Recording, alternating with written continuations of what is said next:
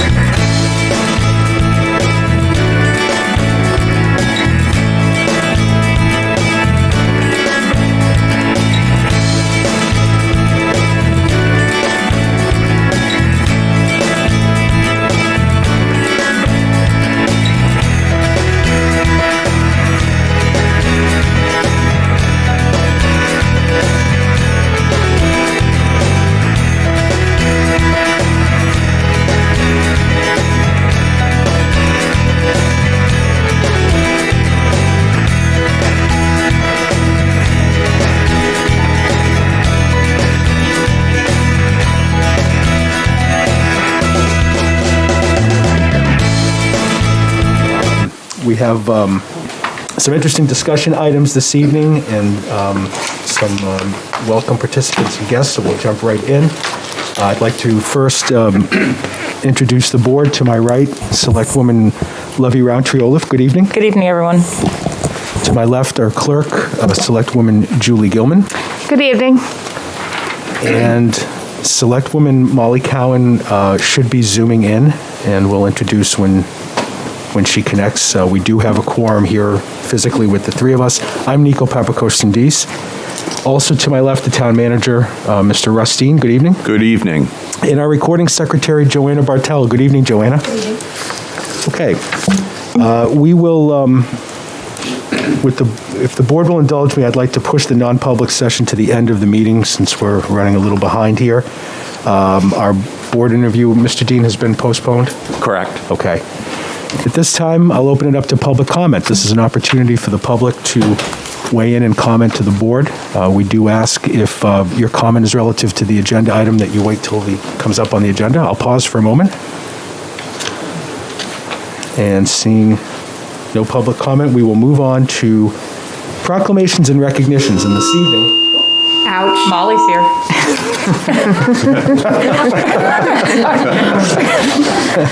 Welcome. I don't see her. I think they were trying to get the speakers in the room to work. They Oh. weren't working, excuse me. We good? Say something for them. I was going to say, Can everybody hear me? That they're working. Thank you. Okay, thank you very much. So let's start that over. We'll get to proclamations and recognitions, and this evening, we are very proud to honor our wastewater team who received an award from the EPA this past Wednesday. The Town of Exeter Wastewater Treatment Plant is the recipient of the U.S. EPA Region 1 2021 Regional Wastewater Treatment Plant Operation and Maintenance Excellence Award. This award covers the U.S. EPA Region 1 area, which includes all of the New England states, Connecticut, Massachusetts, Maine, New Hampshire, Rhode Island, and Vermont. There was one other recipient of this award from Maine. Tracy Wood, who's the administrator for the New Hampshire DES Wastewater Engineering Bureau, made the nomination to the U.S. EPA. She recognized the significant efforts the town has put forth, from the proper planning and design to the multiple capital and projects that have paved the way for the construction and success of the plant. The support of the Exeter community and voters has been a key piece of all of that. The team that won the award is as follows: Matthew Berube, Water Sewer Manager; Stephen Dalton, Water Sewer Assistant Manager; Joshua Scotton, Wastewater Treatment Plant Operations Supervisor; Nils Larson, former Wastewater Treatment Plant Senior Operator, now Engineer Tech; Robert Corey Mello, Wastewater Treatment Plant Operator; Joshua Hamill, Wastewater Treatment Plant Operator; Cabot Howard, Wastewater Treatment Plant Operator; Larry Pond, Water Sewer Maintenance Technician; and Ed Bugby, Water Sewer Distribution Collection Technician. Before we finish this evening, we'd like to take a picture with those of you that are in attendance tonight with the Select Board. And to celebrate your achievement, the Town Manager's Office will organize a luncheon this spring. We will need to keep things COVID-friendly, and we'll wait until the spring a little warmer so that we can enjoy a lovely day. We would also like to thank the entire DPW for their tireless work of keeping our roads and sidewalks safe in events like we had this past weekend. I had the pleasure of meeting with the crew here this evening, as well as DPW Director Jennifer Perry, Town Manager Rustine, Assistant Town Manager Melissa Roy, last Thursday when Senator Shaheen came to visit. And she was given a tour both inside and outside, and it was a proud moment to have the senator come and recognize not only the town of Exeter as a community, our voters, but this fine crew that have earned this award that they should be so proud of. What really struck me and really made my morning during this meeting was that Senator Shaheen spoke to each and every one of the crew and asked them about their background and asked them how they became interested in this field. And it was just fascinating to sit and listen to all of you and to see just how enthused you are to not only serve in this field, but to serve this community. And it was a very proud moment for me, and I'm incredibly proud of all of you as a department. So congratulations. Thank you.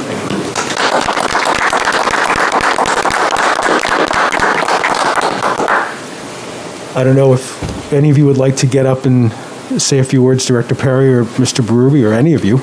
I'd love to hear from you.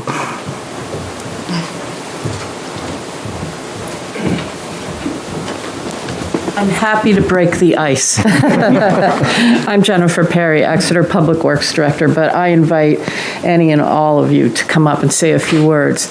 But Chairman Papakonstantis, I want to thank you. I echo your sentiments in that it was a proud moment, certainly, to be able to host Senator Shaheen and her sincere interest, and obviously the pride that we have in our employees, the excellent work that they have done. And it has been a long road to get to this point, but that recognition coming from US EPA and coming from New Hampshire DES means a lot to us. So again, I want to echo your thanks and thank you all for your hard work. And Matt, would you like to say anything? Yeah, I'll say a few words. Matt Berube, Water Sewer Manager. It was a long project. It took 2.5 years to build all the pieces. Steve and I were very close in designing and coming up with the right pieces of the puzzle. The operators, we started hiring new operators. People from Highway were coming over. We had brought in Nils from outside town. So we formed a great team. Very happy with all the expertise that has come together. They've learned a lot, and I can't say enough for all the hard work that they've put forward. I mean, I'm so proud to say that we took what the town voted, and we took all that funding and put it to use, and then we're meeting our permit and we're exceeding it, and we're going to continue to do that for the town. So I'm just very happy and can't be prouder of the team. Matt, can I ask you, can you just tell the folks at home real quick what you explained to us about how all of this came about from certain travels that you and the team took, and what you took from different states and put it all together to make it work? I thought that was fascinating. Sure. There were a few pieces of new technology that are new to the region. So a few pieces that we didn't know if they would work in cold weather. One of them was the Dutchland tanks. It's a pre-stressed, post-tension tank. We traveled to Pennsylvania, and we spent a night there, and we were planning on coming home, got snowed in, so we got to see a few more tanks that following day. But what we wanted to check out was whether these tanks could be hold up to the stresses of cold weather. And obviously being in Pennsylvania, just got snowed in. We were convinced that we could do it up here in New England. Another one was large bubble mixing. That was a technology where we were getting rid of some of the large hyperbolic fans and mixers, and we were able to, Russ allowed us to travel out to Colorado. We saw 3 or 4 facilities out there, and we were able to witness how the large bubble mixing was working out there, obviously cold weather Colorado. And all the operators there have a lot of contract operators, so you got to hear a different side of operators' perspective. So it was very good. So those were some, and then those were the ones that we were able to kind of go travel and see and bring to the new plant, and it's worked out awesome. Worked out really great. Fantastic. Thank you. You will. Anybody else?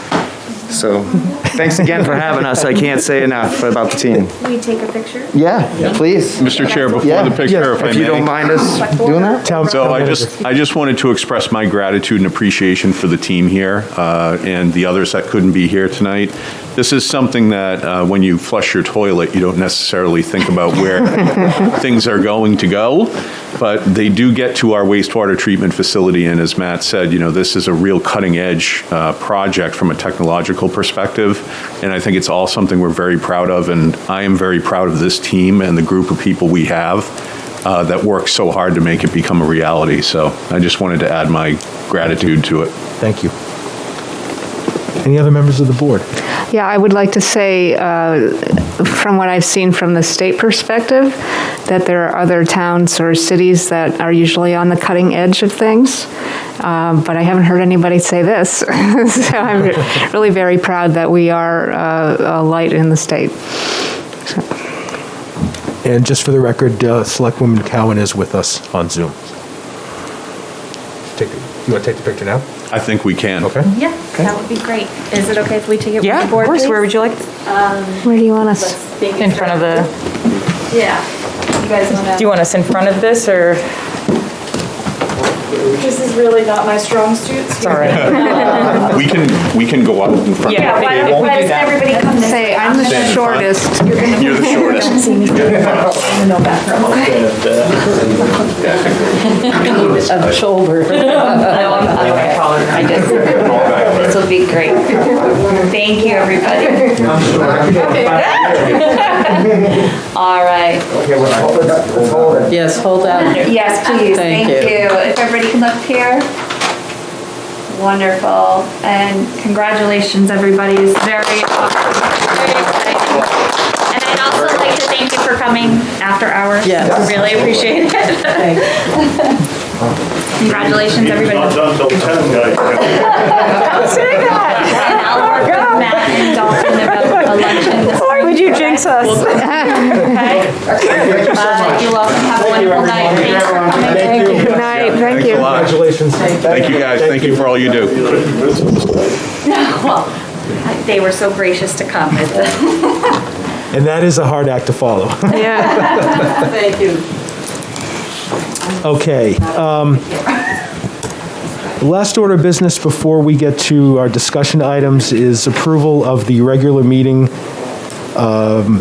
Select Board meeting minutes of January 18th, 2022. I would ask the board at this time if there are any revisions or amendments. I had none. And seeing none, and Selectwoman Cowan, I will, if you have the raised hand feature, I'll go by that. Or if you I want to can speak, now mute and unmute myself. be even better. Mr. Chair, just a reminder, I think all the votes are roll call. Roll call this With evening. somebody joining Yep. us virtually. That is correct. Okay, so if there are no revisions or amendments, I would entertain a motion to approve the regular Exeter Select Board meeting minutes of January 18th, 2022. So moved. Second. There's a motion and a second. Any further discussion? Seeing none, Madam Clerk. Selectwoman Roundtree Olaf. Aye. Selectwoman Cowan. Aye. Aye. Selectwoman Cowan. She's trying to, she's got her hand up. Oh, I thought you were Aye. saying aye. The clerk says aye, Mr. Chair. Aye. Motion passes 4-0. Thank you. So, we do not have any appointments this evening. We can jump right into our discussion items. And Chief Wilking, we have, You want me to follow the? Yes. well, you wanted to be the funny guy. I want to be that guy, yeah. So that's more than a hard thing to follow. It's an impossible thing to follow. And the fire department's hats off to the water sewer department because we rely so heavily on them as well. Not only when we have emergencies, but after the storm we just had, they do such a great job cleaning up hundreds and hundreds of fire hydrants, and it is not an easy task. So, but we got to talk COVID. Unfortunately, it's still here 22 months later. Much is going on a lot of things and trends. I submitted a quick report late in the day on Friday, and I apologize for not making the packet tonight. But some believe that the Omicron variant is beginning to show some signs of leveling off. It's really too early to tell statewide, and for us, there just aren't enough data points to really show a real trend, although we agree that our numbers are beginning to decrease. Just an example, 149 Exeter residents tested positive this past week. That's a 53% discount, 53 numbers, so 50 to 29% decrease from the week previous. And our all-time high of 273, it's a 45% decrease. So we are seeing what we hope is a trend that holds with the numbers coming back. The statewide, the weekly and daily averages are holding their own, just about 3,000 people. One of the things I found interesting on the news reported shortly before the weekend was the director of New Hampshire DHHS was discussing a different way they're going to collect data. One of the things we've questioned and James had questioned was the reliability of the data based on positive test results, with so many tests being done at home and quick tests that aren't necessarily reported, that from the start of the pandemic in March of 2020, all of the data has been gathered, kind of poured over, and then reported based on PCR tests and data done by either state fixed sites, pharmacies, things like that. With so many home tests, it's hard to gather that data, hard to produce reliable data. What we feel is there's so many things being underreported that we might not be getting a true picture. So I haven't seen their new dashboard yet. Tonight will be the first night I believe they're going to push some information out. We'll pour over that tomorrow and look at the weekend. It'll include Saturday, Sunday, and Monday data, and I'm waiting to see how that kind of looks. I know Dr. Rossman's here. We'll talk about PEA, but I just want to circle back to Selectwoman around to Olive's question from the last meeting, and I know Nico and I spoke briefly offline, but we reached out to the state, and to quickly answer the question, that Phillips Exeter Academy's faculty, staff, and students are reported as Exeter residents, Exeter numbers, as long as they're a full-time on-campus student. Day students that arrive in and out, they would be counted at their own town. So just to be clear, a student coming in from Kingston would be a Kingston positive, not an Exeter positive, but we're being told those students that live on campus are already recorded, so we don't have to add those numbers to our numbers. So, okay. Cool. James is on the Zoom as well. If anybody has specific questions of James, he doesn't have a report in addition to this one, unless you have questions directly for the health officer. I'll step aside or answer questions we have and let Dr. Rosson speak of the Phillips Exeter Academy. Chief, just wanted, I don't want to hold up our other presenters this evening, but either for you or Mr. Murray, what are folks who are testing at home supposed to do in terms of reporting, or are they supposed to report it, and if so, to whom? I'm unaware of any reporting. I will say that many people are testing at home that have called our office or James asking advice. We recommend, if they get a positive on the at-home test, to get a definitive PCR test at a local pharmacy, which many times is just a drive-up. Just as that, it just adds that level of yes, I'm positive. We do need to talk about isolation. We can argue all day, 5 or 10 days, but it actually, those numbers would be counted, and it is the Cadillac, the definitive test. But there's no absolute requirement of that. There's no clearinghouse, there's no 211 number that people could call and say, I've just done my at-home test and I'm positive. Nobody's gathering that data. But we do recommend, especially those that are asymptomatic, if they truly want to get tested to see if the test is reliable, then the PCR test is the best way to go. If you are symptomatic and exhibiting signs and symptoms and their at-home test says you're positive, you're probably positive, so I guess the advice we would have is if you really wanted to know after the at-home test, take the time to go to your local pharmacy or one of the fixed sites. There are several around the area still doing testing, and just get a PCR test. Turnaround's getting better. It was quite slow, 3 to 4 days. It's back in the 1 to 2 days, sometimes 3 depending on weekends and load, but the turnaround on PCR is getting better as the backlog becomes less numerous, less sizable. Thank you. Any questions for Chief Wilkins? It's all yours, sir. Please, we have Principal William Rosson from PEA back to, this is becoming a quarterly update, but we love having you back. I wish it were something happier, but good evening. Well, thank you for having me. You're going to have to speak loudly. I seem to be a little congested this evening, so you'll help me out.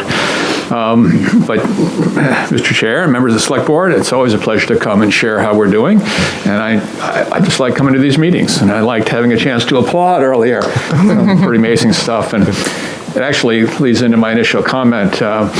I took a walk downtown yesterday, and personally, I was absolutely amazed at the snow removal. I thought it was really impressive. And I took pictures and sent them to my kids. Look at these snow channels I'm walking in front of. This is really nice, so well done. I think we're doing pretty well, and the story of how we're doing is really reflected in our public COVID dashboard. So anytime, just Google Phillips Exeter COVID dashboard, and it's right there. And you'll see that we did require our students to do a test at home, a rapid antigen test, before traveling back. And it's been our experience all along that our students get COVID more at home than they do here. But some 86 or so tested positive before returning and stayed home to recover. But we also anticipated post-holidays, students returning on the 3rd, that some would come back and they would be positive. And so we did classes remotely for the first week, either in the dormitory room or in the library carrel for a day student. Our plan was to do that for 1 week, and then the following Monday, start in person. We actually delayed 3 days. That first week was a pretty stressful week for us. We had 54 students test positive on campus. The second week, 38. That was the week of January 10. The third week, 3. So that was a nice trend. And the fourth week, last week, 1. We had 2 this morning. So back up a little bit. Right now we have 2 positive cases on campus, 1 positive case isolating at home off campus. We have no students in quarantine. So I think it's worked pretty well. We've been pretty conservative because we have 800 plus students living in dormitories in congregate settings. We feel a need to be somewhat conservative. We're doing twice weekly rapid antigen testing of all our students. So these numbers are not just students presenting, but they're actually, everybody is doing a rapid antigen test twice a week, and so are the adults. And we'll continue this for a little bit. We might do it the entire winter term, but that will depend a little bit on conditions. We had a booster clinic on Wednesday. I think that would have been January,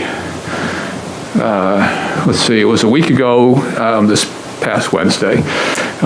So let's see. 26. Thank you. And that was one of our benchmarks for when we could open up. We had students grab and go in the dining halls, not eating indoors until the week after the second booster clinic, because that's when masks come off and they're right close together. And again, being in a congregate setting, it's a little bit hard to know how much socializing is safe. So we were pretty cautious. I think it served us well. Now we have in-person dining. We've been having athletic contests for a couple of weeks, but initially, no fans. I went to a hockey game with the athletic director, and the 2 of us tried to do the wave. So it was pretty hysterical. Then we let students in, sitting in every other row, and now parents can come, and now actually, last weekend parents, and now visiting parents as well. So it's a phased approach, is I think, appropriate for our campus environment. We'll continue that for the winter term, continue to relax as we think we can, and as the test results show. I'm very optimistic about the spring. We had a fantastic fall. We had a wonderful weekend of competition against our arch rival, and it was really uplifting, and so it's a little tough to have this setback with this variant, but I'm very optimistic about the spring. Our students are coming into town, but we're still requiring that they buy food and take it out and not eat in the restaurant. And they wear a mask when they go downtown, and we'll continue that for a while. But we want them in the town. We want them to be able to have that freedom, and they need that socializing.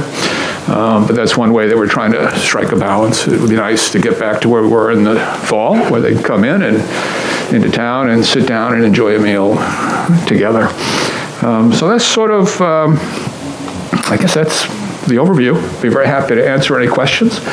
We want to be good citizens. We want to keep ourselves safe. We want to contribute to the safety of the community. That's always been an important consideration for us.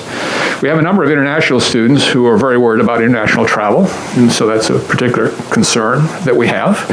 Doesn't necessarily concern the town, but it is something we do worry about.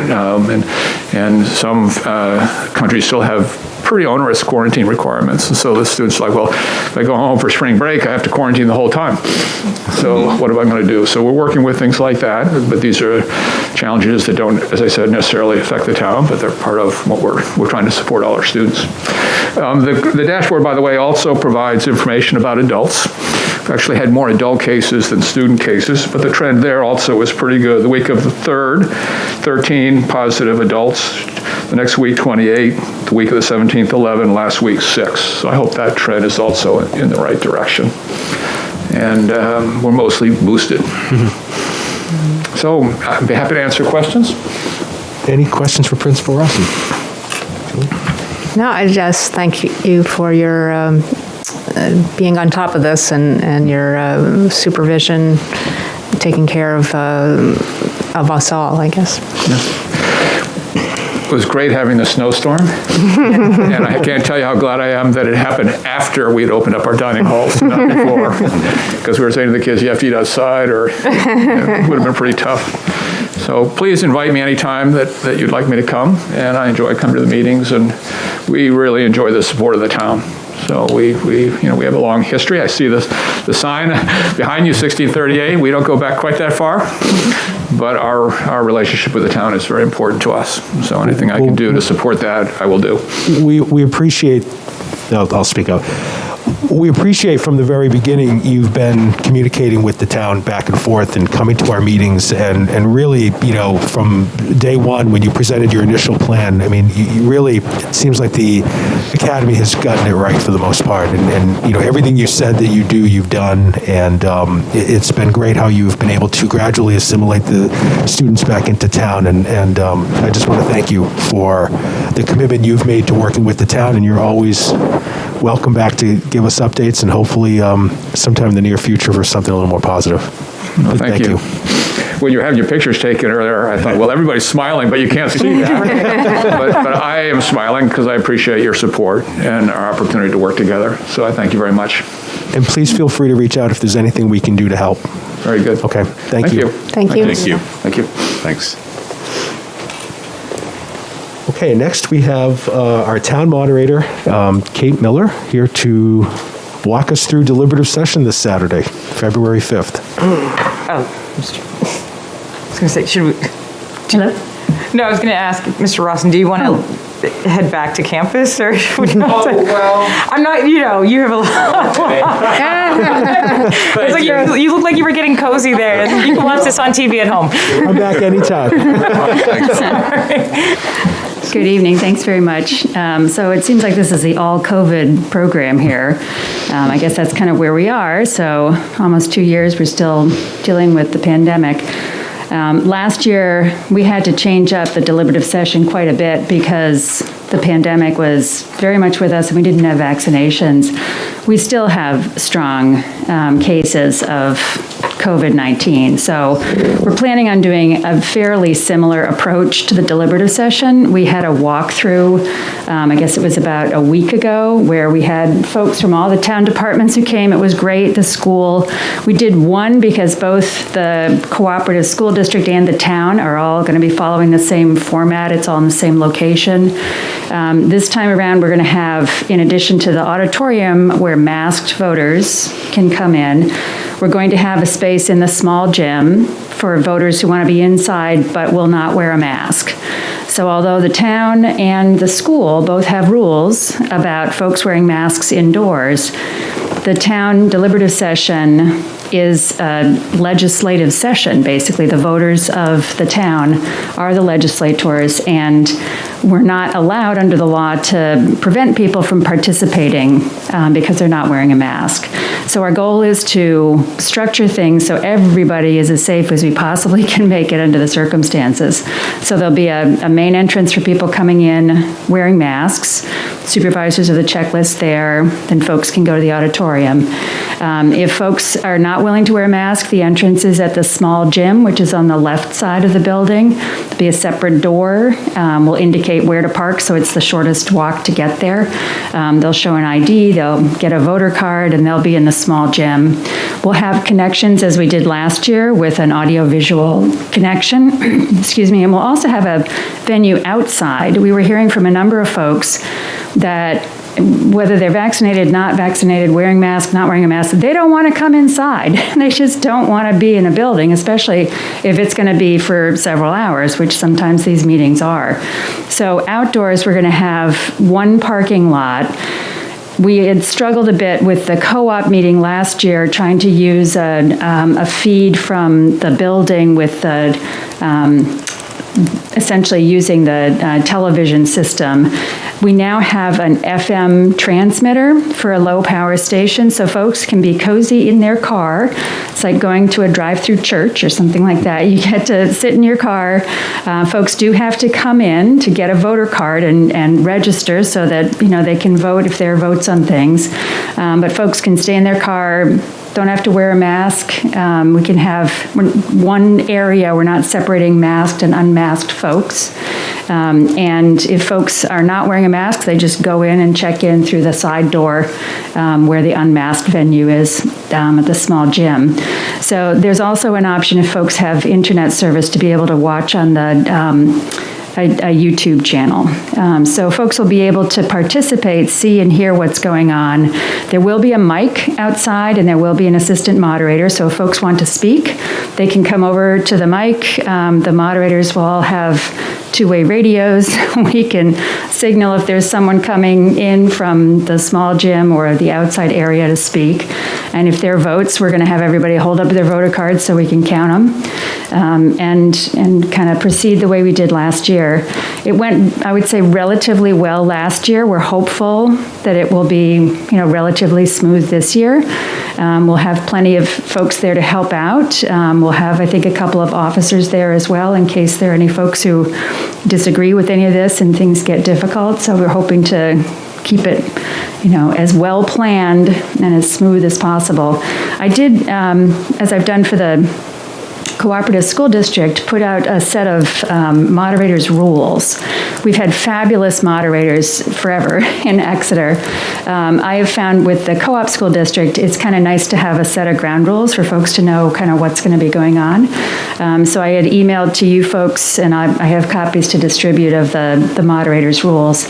They come with a special sort of preamble that's all the COVID stuff, and I also kind of extracted that COVID piece as a handout for folks to be able to get when they arrive.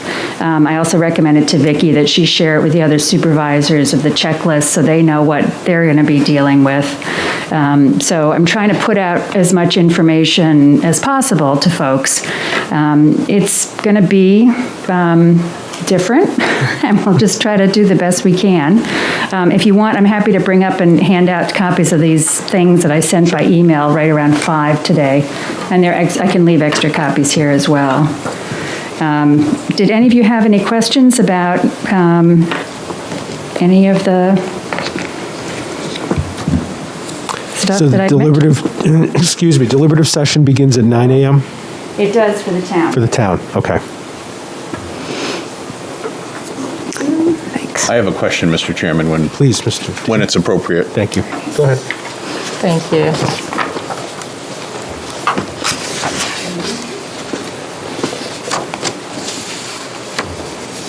So I've noticed at the co-op deliberative session sometimes when they're talking about articles, I'm sorry, I'm just fogging up here. Yeah. It's been a chronic issue. The co-op deliberative session I've seen, they walk through the article or read the article, and then there's debate and discussion about the article, and then there's a vote taken to put it on the ballot. I'm not sure that's technically needed. Well, that was going to be my question. Yes. Typically, in our sessions, if I remember correctly, the article's read, there's a question about anybody want to talk about it, and then if there's no discussion or debate, basically it goes on the warrant as written. Correct it, and even if it's amended, there's no vote to put it on the ballot. That's what happens. At the end of the deliberative session, the items, as they've been amended or not amended, go on to the ballot. That's correct. Yeah, I just wanted to clarify that before Saturday. That is correct. Thank you. Yes. Yeah. Any other questions for town moderator? And Kate, what time would you like the select board there? You probably don't need to get there more than a little bit before 9. I would say like quarter of would be fine. We're going to go over on Friday. Mr. Monahan, the principal, has told us we can go in at 3. So we'll be over there at 3 o'clock. The facilities director there, Rusty Lister, has been working very closely with Jay Perkins from the DPW. They'll need to be doing some signage, some barriers for voting, directing people where to go, all that kind of stuff. So we'll be putting out the tables, getting the plexiglass up to protect the supervisors of the checklist as people come in and check in. And we're hoping to have all that set up by next couple of hours after we start. And then we'll just hit the ground running. I'll probably get there around 7 on Saturday. But I think if you get there at 8:45, that should be fine. And I don't know that I can do the Paul Scafidi, Charlie Tucker, go for 9 hours without a break thing. So I'm definitely more likely to want to take a break after a few hours, depending on how things go. Last year it went very quickly for the town, so it's hard to predict. And I've been over the warrant, the proposed articles with the town manager, which has been helpful. So we'll make the best of it and try to deal with issues so they don't turn into big problems. Okay. So just try to anticipate things that way. I'm sure it will work out as well as it did last year. I hope so. And will it be broadcast on either channel 22? I think for the town it'll be 22. For the school district, so the reason I'm sort of grouping these together for folks who don't know is the cooperative district meeting is at 2 p.m. on Sunday, the day after. So it's going to be back to back. And the reason for that is that there's a limited amount of time if there were a snow postponement to reschedule. And given that it seemed important to have an outdoor venue, none of us really wanted to have an evening outdoor venue in February. So we decided it was better to do it on a Sunday, which is unusual, but not illegal. So yes, there'll be the deliberative session for the co-op will be starting at 2 p.m. on Sunday. The town starts at 9 a.m. on Saturday. Terrific. So very good. And if we're lucky, there may be some Girl Scouts selling cookies there, but we can't always count on it. Any other questions? I think that's it. Thank you very much. No problem. We will see you Saturday morning. Yes. Thanks very much. Please reach out in the meantime if there's anything we can do to help. Definitely. Thank you. Thank you. There he is. Good evening. Next, we have our economic developer, Mr. Darren Wynnum, to give us an update. Good evening, sir. Good evening, everybody. I apologize, but my printer died, so I have to use my computer. So I can answer questions right off now, or I can just sort of go through what I have going on, and I can answer questions afterwards, whatever you like. That'd be great. Thanks. Okay. So Osram, the Building B has sold to the Kane brothers and to Luke Pickett. They are now looking, we've seen tentative plans for another building that would go next to it. They're looking for tenants right now. They have a couple they're talking to. 22 and 24 Continental Drive. We're dancing with one tenant that may want both of those parcels. There is a 110,000 square foot approval on that property. Primrose Daycare is under construction. We can see that at Epping Road. Nuria Energy will be under construction. That is the gas station, convenience store, car wash that will be going to where the former JAG site was on Epping Road. 85 Epping Road, which is the Felder parcel across from Great Bay Kids. We have a person that's looking at that right now. We did have a potential mixed-use developer, but that person walked. We can't figure out why, because we seem to think that's a really good spot for that. But the company that's looking at that right now wouldn't be doing mixed use. It would be strictly just commercial. Our business outreach is going extremely well. I think you folks have all signed up. People can go to our website and sign up. Right now, I was able last week, thanks to Molly, her contact, to get the new Secretary of State Business and Good Standing list for Exeter. So that's 1,300 people on that list, which is more than we had before. So that's great news. So we're just going to keep doing that. Businesses really appreciate it. I get a lot of thank yous. Once in a while, I'll get you people are crazy with the mask mandate stuff, but it just goes right in and out. Let's see. Tom Monahan's project up on 101, next to 101 on Epping Road. He looks like he has going to come in with another concept, which would allow him to get back in front of the planning board. We haven't seen that yet. We're expecting that probably this week or next, and we'll see how that goes. He'll probably have to go in front of the ZBA again, from what I've seen. FC Con, which is a student loan processing company, is moving into 100 Domain Drive. I'm not sure if that ever made the paper, but that's a lot of employees. 140 Epping Road, the former site of Palmer and Sicard, we're getting a Ninja Warrior gym there. They did buy that building, so. That's awesome. Yeah, it's pretty cool, actually. 4 Center Street, which is a former CELT building, there is a P&S that was on the market. Now there's a P&S in place with a hospitality management company, and it would be office space. That deal's not a done deal yet, but it looks pretty good. I think people are probably happy to see the dumpsters in front of the IOCA. They're in there working now, which is great. I was watching them today. There's a startup brewing, a company called Fat Hen Brewing, which is looking for sites in Exeter, looking at one Rockingham and a couple other spots right now, so we're hoping they go in. There is a company, a brewing company that is looking at Carlisle's property, and that's behind the Ray Farm 55 and older community. We've been working on that for a very long time. We think that's going to go. There's a P&S out there. We're meeting with the newspaper tomorrow and taking some pictures and hopefully getting everybody excited about it. We would then have to extend the rest of the TIF road, as we know, and then we would be able to hopefully do that and then widen lanes from the light of Continental Drive towards 101, and that would be the conclusion of our TIF. And then once that happens, then we can start putting all that money right back into the general fund. And there's a lot of it, so we're quite happy. That you can read in the report, the town report. 46 Main Street, unfortunately, I believe unfortunately, the ZBA rejected unanimously a bank that was going in there. That is let's call it fairly rundown property that is a auto repair shop on Main Street next to the school. And so they thought there was too much traffic. The bank would be too much traffic, and because, as we all know, I think most of us know, there's a lot of line of cars when you pick up your kids and drop off your kids. There's a line of cars that goes almost all the way up to Lincoln Street. So I think that's probably why they said no. So we're hoping that somebody can come in and maybe get a little relief from the ZBA and put some residential in there. That's probably what we think will work. The ZBA did, one of the members did bring that up and say, would you consider residential? At the price point that he would have to pay for that property, if it's remained the same for the bank, really can't do that without a pretty decent amount of relief. Right now, we can get 2 units on there on that site by right. I think if we were able to get it to 6, possibly 4, but to 6, I think we'd have a deal. 23 Water Street. Speaking of several, so the 23 Water Street is what we're calling the Empty Tooth. It's Elliot Berkowitz's property. I spoke to him today, and he said, go ahead and just tell them honestly what's going on in terms of numbers. So he wants to build a building. He wants to start the building this year if he can. He said that in 2017, when he costed it out to build the building, it was $1.82 million. The company, that same company he talks to, now wants $5 million.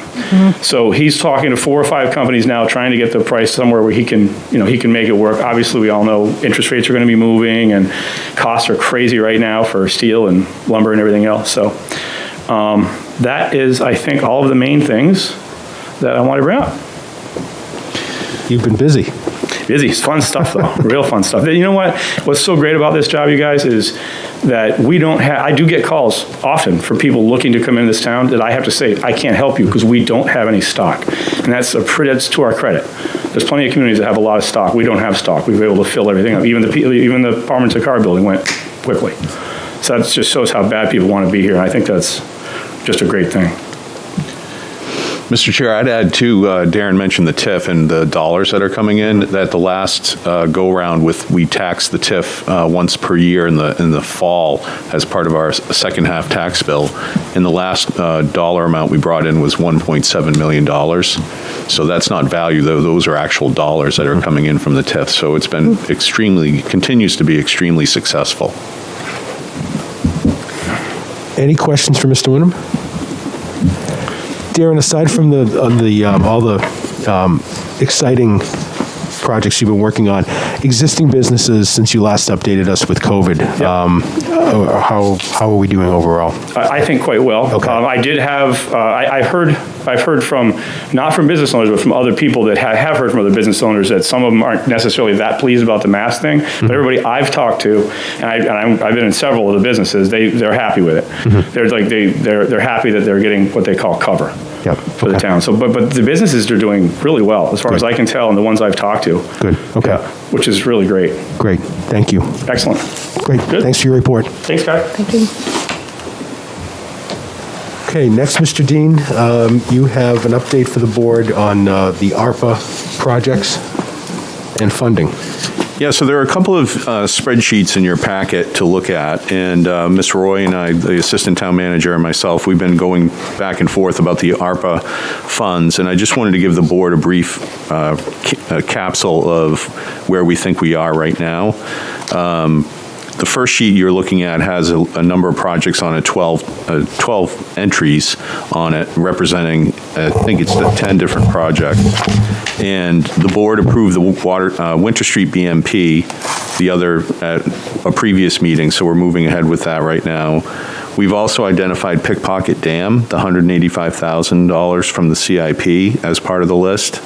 And then the Squamscott sewer siphons, we're contemplating completing that project utilizing $458,750 of local ARPA funds, and I'll talk a little bit more about that as we go. And then as part of the budget process, you approved a number of different IT projects, and that's what's listed there on the sheet, and the total, I believe, was $75,940 in terms of dollars. And then there's also been a proposal for an improvement to the town hall, an HVAC improvement project that would add COVID preventive filters as part of the project. And that right now we have a quote on the table for $120,000. It's rounded up from $118,800, but that's there and it's in the offing. And we have a broader discussion with the board at another meeting and not tonight. And then the sewer siphons, we've set aside $600,000 just in the event that the congressional direct spending doesn't come through. We do have to hedge our bets a little bit there, because even though we've been approved, as long as the federal government's in a continuing resolution and there's no budget adopted, they can't release the earmarks. So we've got to put that aside. So the subtotal of everything so far is $1,481,576. And of course, we've been allocated $1.6 million.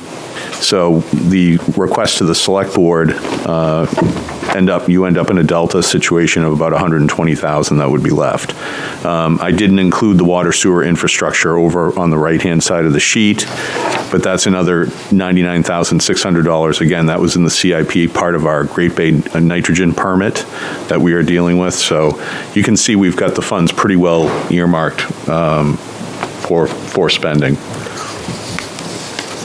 Now, this represents half of the funds that the town is entitled to, correct? Because then we'll realize the other half, in another year? May of 2022, we are supposed to receive the second tranche of funding. Okay. So that will get us to the $1.6 million. Okay. And what's the deadline that this money has to be spent? I think we have a little bit of time, right? Yeah, we have until 2026 to spend it. Mm-hmm. I think 2024, I believe it needs to be committed, 2024 or 5. Okay. We'll double check that. So if let's say, for instance, the $600,000 that's earmarked for the siphons, if we realize that congressional funding down the road, do we lose out on that if we start to allocate this money? Or can we just reallocate this and collect that funding? Yeah, we can reallocate. If the $600,000 in congressional direct spending materializes, we can reallocate that within the ARPA funds that we will have. Okay.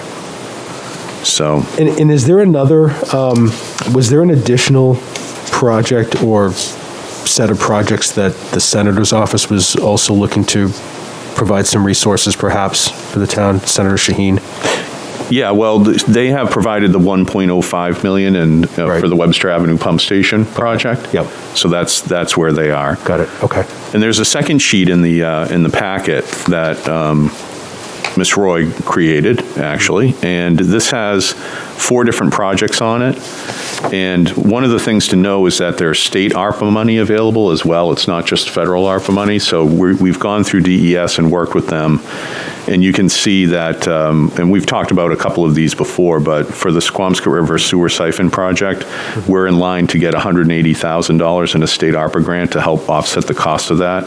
Okay. And we're actually planning to use our 458 locally to qualify us for that state ARPA grant match. Okay. And then for the Webster Avenue Pump Station, you can see here that we're in line for $1.395 million in state ARPA funds and $325,500 in debt forgiveness. So that's a good chunk of money. And when you consider the 1.05 that we're also getting for that project from the congressional direct spend, that brings the local obligation down quite a bit from 5.7 to 2.929 million. So that's good.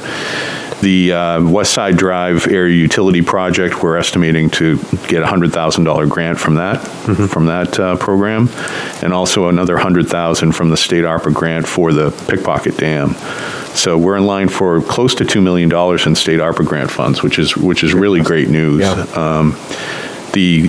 The state put a cap of $2 million on it, so we are basically going to be using, if everything passes at the ballot, we'll be exercising almost our full $2 million in eligibility from the state.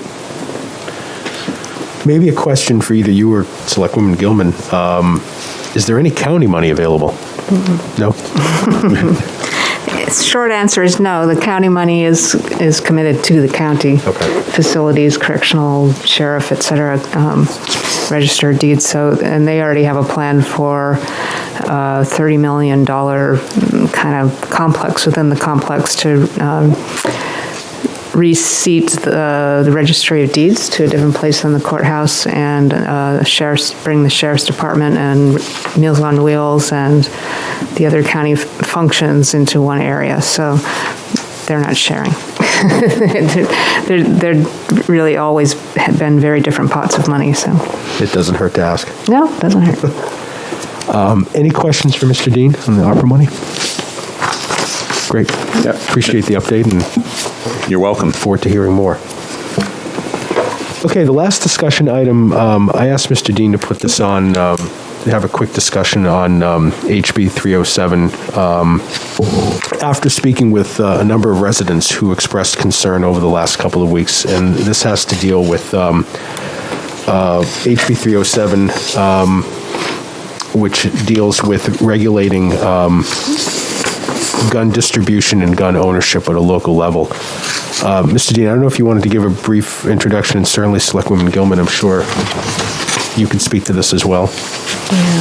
Yeah, we have we have in our local ordinances right now, we have it's called discharging firearms in the ordinance, and it puts out the limitations on where you can discharge a firearm within the town, and it specifically does not allow discharge or fire any cannon, gun, pistol, or other firearm, rocket, or squibs within the compact area of the town of Exeter is how it reads.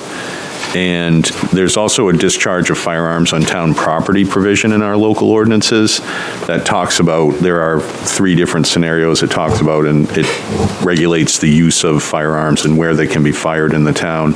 Part of the regulation is for hunting. Part of the regulation is a sportsman's club because it's actually town-owned property. A designated firing range approved by the select board upon recommendation of the chief of police with the concurrence of the town manager for instruction in the use of firearms. That's sort of a reference, I think, to the sportsman's club in the way that it's written. This has not been amended since I've been here, except for one place, which is the Rains Farm Conservation Area was added for hunting for birds and mammals. That is allowed at that property. So this was HB 307, my understanding of it was that in its original form, it was really, part of the issue was the use of firearms. So the original bill, as I understand it, proposed to do away with local control over the use of firearms, where it could regulate them. And I looked at the latest Senate version, and I don't see the word use in it. I think I got the right one. So I'm not sure how, I'd have to do a little bit more digging to find out if use is still part of that. But the bill that was passed out of the Senate is sitting on the governor's desk. So that my understanding from NHMA was that was the information I got from NHMA, was that it was awaiting either a signature or a veto. So I don't know. It's funny, the information is conflicting, actually. Okay. the docket on the website actually does say it's enrolled, which means it's waiting for the governor's signature. But because the Senate made an amendment to the original House bill, it actually has to come back to the House for concurrence or non-concurrence. So that would be sometime in the next couple months. So I'm not sure why there's two different pieces of instruction on the website, but that's, to my knowledge, that's where it stands, is that it has to come back to the House floor. Okay. And whether or not it's changed use or if it has changed or taken out the word use as opposed to just carry, I don't know that it'll make any difference, actually. But it does bring up the question about whether, because one of the things in the proposal or the bill is actually regulating the campus of UNH, and it also doesn't address the question of the safe school zones for the federal safe school zones for our elementaries and high schools. And so, and there's a piece that's about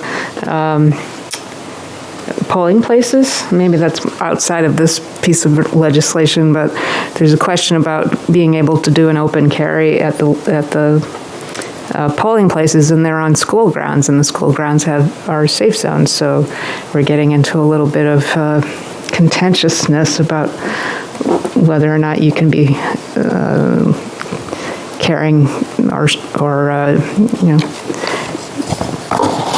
carrying a firearm at the polling place. So this bill was supposed to address that, and it, through all its machinations, it's had 3 or 4 different amendments, has become much less clear about what the intent is. Mm-hmm. So. Yeah, and I just wanted to make sure I separated the use part from possession, because the copy of the bill I read certainly includes possession as one of those areas that would be out of our control. Right. So. But to my knowledge, that it has to come back to the House floor before it goes to the governor's desk. And I know it does say on one part of the website that it's enrolled, which means it's going to the governor. And on another part, it says it has to come back to the House. So I'll get some clarity from the House clerk, I guess. And I think too equally dangerous is the part about fines potentially being levied against local officials, and also the governor having the ability to remove a local official. I found that, how it's written, to be dangerous. Is the fine, if I understand it, against local official is $10,000. Mm-hmm. And I think it's dangerous to take away the ability for local officials to have the ability to manage the town property. And that was the biggest argument, is that is taking away the local control. The argument against it, or for getting rid of the local control, is then it's the same statewide, and people don't have to worry about whether they're carrying their firearm in a town that says no, and a town that says yes, and a town that says no. But those are the kind of amendments that happen, like, being able for the governor to be able to say no, get off that select board. That wasn't in the original bill. So, with the exception of those properties that you described, Mr. Dean, if this passed or went forward, I mean, does that mean that anybody could, let's say, go to Swayze Park and start taking target practice?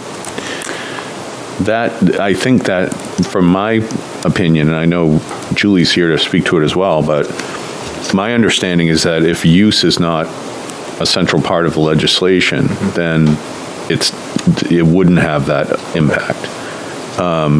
Right now, there's an underlying RSA, which is 644.13, which talks about unauthorized use of firearms, and I won't read the whole statute. It's about a half a page long, but it says that a person is guilty of a violation if within the compact part of a town or city, such person fires or discharges any cannon, gun, pistol, or other firearm, except by written permission of the chief of police or governing body.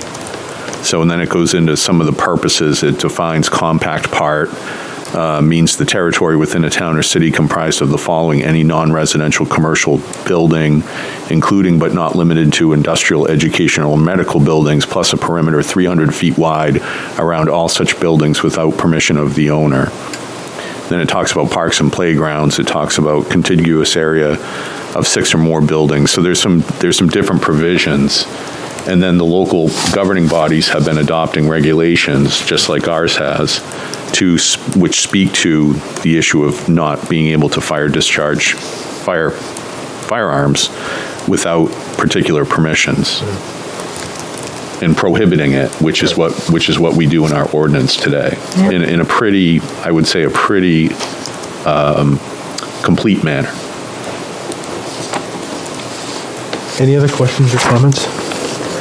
So, Mr. Dean, there's obviously no action to be taken, but again, I've been watching this, and several members of the community have reached out in the last couple of weeks. I just wanted to put it on the agenda, maybe if collectively we can keep our eyes on this, and Selectwoman Gilman keep us.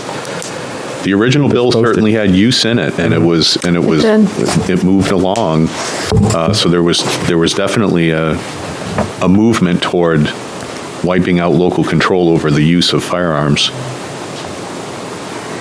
I just wanted to add that definition of urban compact is the same definition that we use as far as roadway control. So wherever New Hampshire DOT takes over, that is the limit of the urban compact. So you can use that as your definition.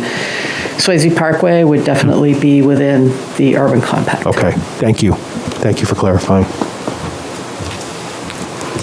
So, Mr. Dean, we'll keep tabs on this, and Selectwoman Gilman, if you let us know if there's anything we can do. Yep. Yes, and weigh in.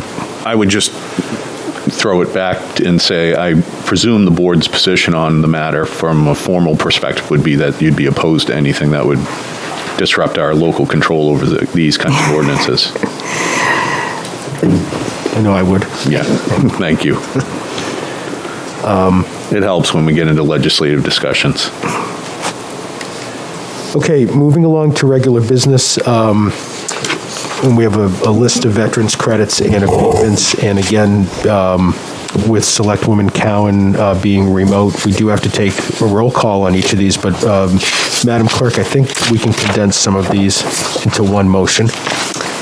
Yes, without any objection from the members of the board, I would like to combine some of these. Yes. The first ones are veterans credits, and they are all in the amount of $500.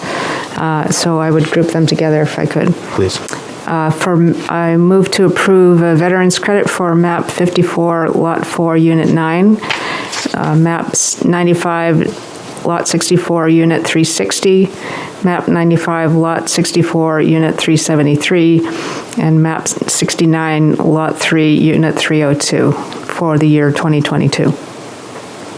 And I'll second the motion. Any discussion? Seeing none, Madam Clerk? Selectwoman Roundtree Olaf? Aye. Selectwoman Cowan? Aye. So I heard an aye. Yeah. Okay, there's an aye. Clerk says aye, Mr. Chair. Aye. Motion passes 4-0.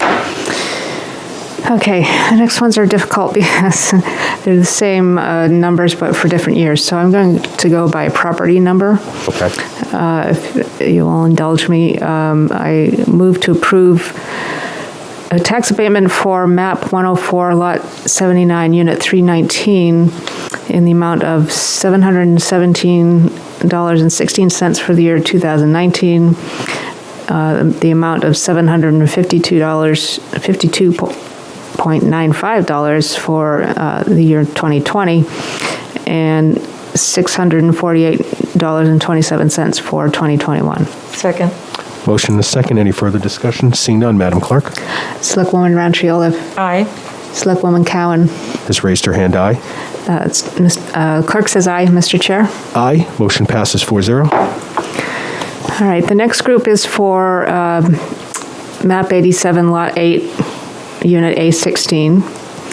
I move to approve a tax abatement for this property for the amount of $1,355.26 for the year 2011, $81.40 for the year 2012, $1,385.02 for 2013, $967.43 for 2014, $920.75 for 2015, $996.59 for 2016, $972.77 for 2017, $980.88 for 2019.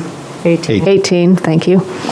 And $1,528.49 for 2019, and $1,611.45 for 2021, and $1,447.80 for 2021. Second. Motion and a second, just the $1,611.45 was for the year 2020. Thank you. Motion and a second, any further discussion? Seeing none, Madam Clerk Selectwoman Roundtree Olaf. Aye. Selectwoman Cowan. has raised her hand. Aye. Clerk says aye. Mr. Chair? Aye. Motion passes 4-0. Okay, the next group is for property at 95, map 95, lot 64, unit 68. I move to approve the tax abatement for that property in the amount of $454.72 for 2019, $497.72 for 2020, and $410.57 for 2021. Second. Motion and a second. Any further discussion? Seeing none, all those in favor? Aye. Oh, sorry. No, Selectwoman Roundtree Olaf. Aye. Selectwoman Cowan. Has raised her hand. Aye. The clerk says aye, Mr. Chair. Aye. Motion passes 4-0. Okay, and the next group is for property located at 95, map 95, lot 64, unit 175.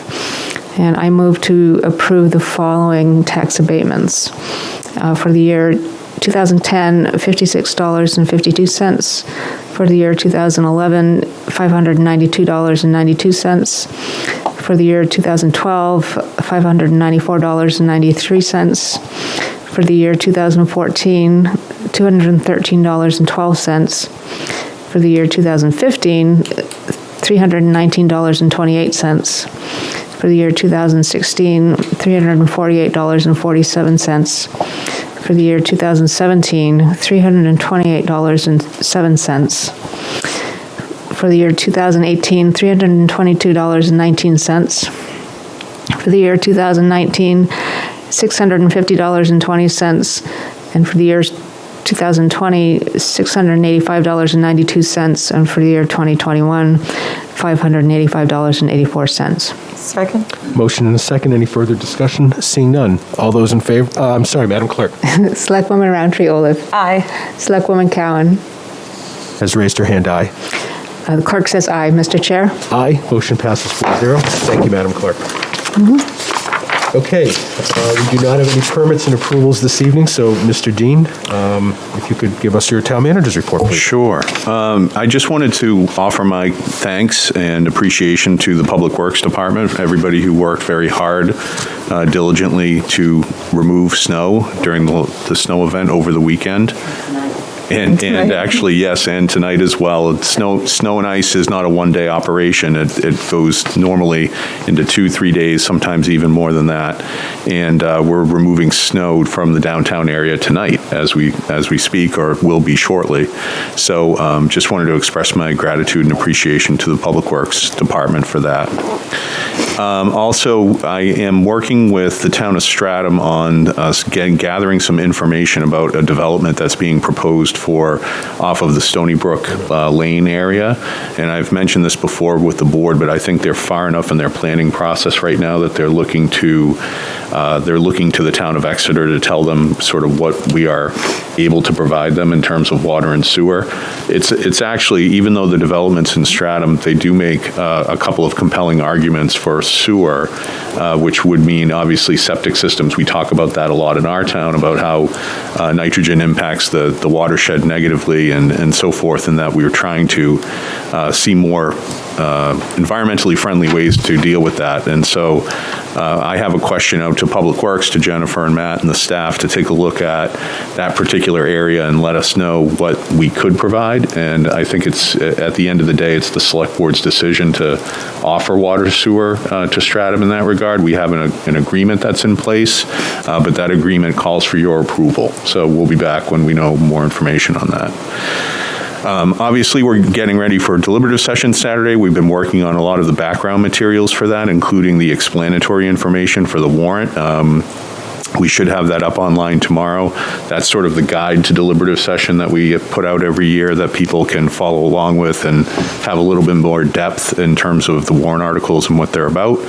So we're looking to have that, like I said, we're looking to have that online tomorrow.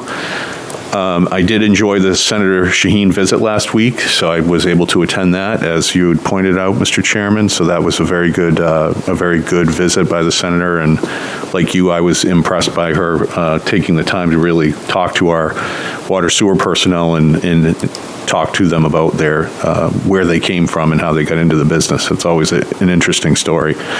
I was able to attend Deputy Chief Monk's retirement party last Friday. It went very well. There was quite a bit of law enforcement represented here, and I thought it was a nice ceremony for Deputy Chief Monk. He had a very decorated career with the town of 27 years, and it was good to see him recognized for that. And then I was able to attend a Health Trust Board of Directors meeting on the 20th of January, and that went well as well. And the deliberative session walkthrough we talked about already, that was part of my day last Friday, or not last Friday, but a week before that. And then working on, right now, we're also working on a town office maintenance project, which you'll hear a little bit more about as it evolves. Okay. That's my report. Great, thank you. Select Board Committee reports, Selectwoman Montreal. Nothing since our last meeting. Okay, thank you. Selectwoman Gilman.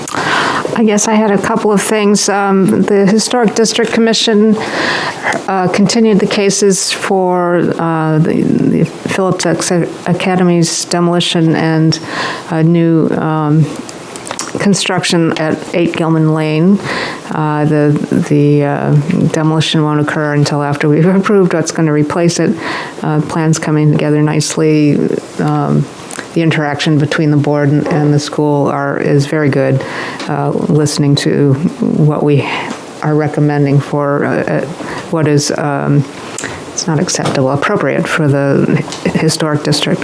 We also are continuing to listen to the development at the Baptist Church on Front Street, planning to put in 11 residential units, which involves opening up the roof to 4 units, or at least 2 units, and talking about materials and the way to make this really work, because it's no longer a place of congregation, and we've seen that it's been difficult to find large space that will be used. So it's being an adaptive reuse into residential makes a lot of sense for the town, but it needs to be done sensitively. So that's where the discussion is going back and forth, and it's going down a good discussion road. The Heritage Commission made a decision on a demolition at 280 Epping Road, which is right out near the high school. It was a place that had no historic significance, so we went ahead and recommended, or didn't recommend, but just said it did not object to the demolition. And then there's the endless State House things. Today, my committee, municipal and county government, heard 4 different tax exemption or credits bills, and one that is nothing to do with Exeter, but it's about the Gunstock ski area and how they work with the county government. Next week, well, actually Thursday and Friday, I'm going back for the next 10 or 12 bills that we're going to be working with, which involve a whole lot of different things. I can't even, it's about teaching ethics for elected officials, planning boards types of studies being that they'll require to render a decision, meeting attendance requirements for elected members, parking requirements for religious institutions. It's a really, Thursday and Friday are going to be a day where there is no theme, I guess. And I would just recommend to people the state's new webpage is much more simple than the old one was, and it's easy to get into looking at what the House has coming up before it for the coming week, and to submit your opinion, whether you're opposed or you support, and if you have a letter that you want to address, can be uploaded on the website. And it's really very effective for those of us sitting on a committee to be able to look up and see how many people have signed in to support or oppose a bill. And just for an example, today we heard this bill on Gunstock ski resort and how their budgeting was presented to the Belknap County. And with the electronic sign-in, we had 5 people that were in support of the bill and 240 that were opposed. And if we didn't have that remote sign-in, I wouldn't know how many people in my state or even my region would be supportive or oppose something in another county. And I find it really quite effective. So the more I can tell you about it, maybe I should do a PowerPoint or something at the next meeting about how to log on here and type there and find your bill. There are several different ways to get to the place you want to be. And that's it. Okay. Thank you. Selectwoman Cowan? I have nothing to report. Great, thank you.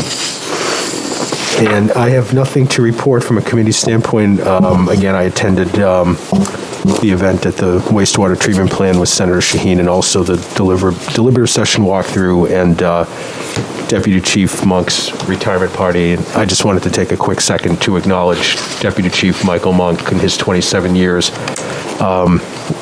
What a decorated career, consummate professional, and to hear what he did for the region was part of the SWAT team from some of his team members. And I actually had the opportunity to see Deputy Chief Monk in action in my backyard a couple years ago when there was an escaped inmate. And just a true professional. We wish him all of the best, health and happiness and success in his future endeavors. Okay, jumping to correspondence, we have a letter from the Sustainability Advisory Committee who voted in favor of closing Swayze Parkway to through traffic. And of course, that's a warrant article, but there's a letter of support of that from the Sustainability Committee. We have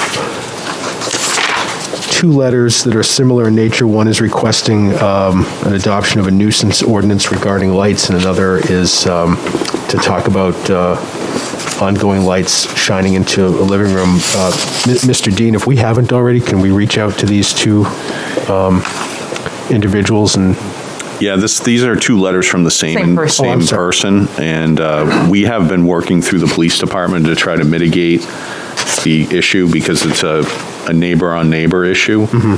So I understand what Mr. Schweitzer is requesting, but I thought before we went into the conversation about a full-scale ordinance, unless that's something the board wants to entertain, that we would try to deal with the immediate issue that she's having. I know Bruce Page has been out there, our problem-oriented police officer, and Bruce, as you know, does great community relations work. So we are trying to work this through, and I'll get an update for the board and have it at your next meeting to see where things stand, if it's gotten any better. Great, thank you. We also have a letter thanking the board for its donation of $375 from the Board of Directors of CASA. And we have a letter from Xfinity providing customers with their annual notices. goes throughout the packet. Okay. Reviewing the board calendar, of course, we have deliberative session this Saturday, February 5th at 9 o'clock. Our next select board meeting is next Monday, February 7th, and then we will be back here on Tuesday, February 22nd, due to the holiday the day before. And Mr. Dean, we have the room secured for the 22nd? Yes, we're all set. Okay, great. With that, if there's no other comments from the board or any other agenda items, I would entertain a motion to enter non-public session under RSA 91A 32A. So moved. Second. It's a motion and a second. Madam Clerk? Selectwoman Roundtree Olaf. Aye. Selectwoman Cowan. Who raised her hand? Aye. Clerk says aye, Mr. Chair. Aye. Motion passes 4-0. We'll go into non-public. Thank you.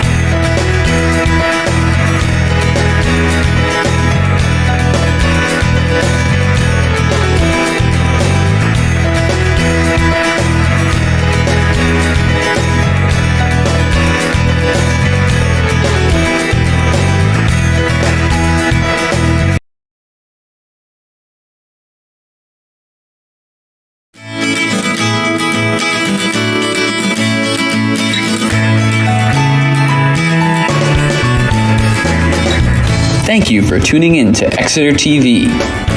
Exeter TV is the town's public and government access channels, available on Comcast channels 98 and 22. Channel 98 is your channel. If you have an idea for a program, want to host your own talk show, or submit a film, we're here to get your content on television. On Channel 22, we bring you live and replay coverage of government meetings and other town updates.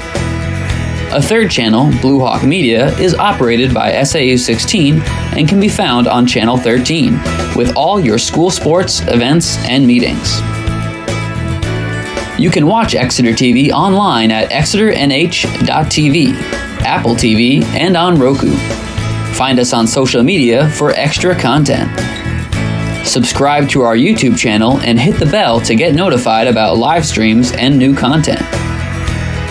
Tune in to our platforms every other Friday to watch the Exeter Bi-Weekly Report, with recaps of recent events, updates from town departments, and messages from nonprofits in your area. If you head to our website, exeternh.tv, we invite you to sign up to our newsletter to receive monthly updates about new content, upcoming meetings, and more. We'd like to thank you for taking the time to watch Exeter TV and hope that you tune in to our other content as well.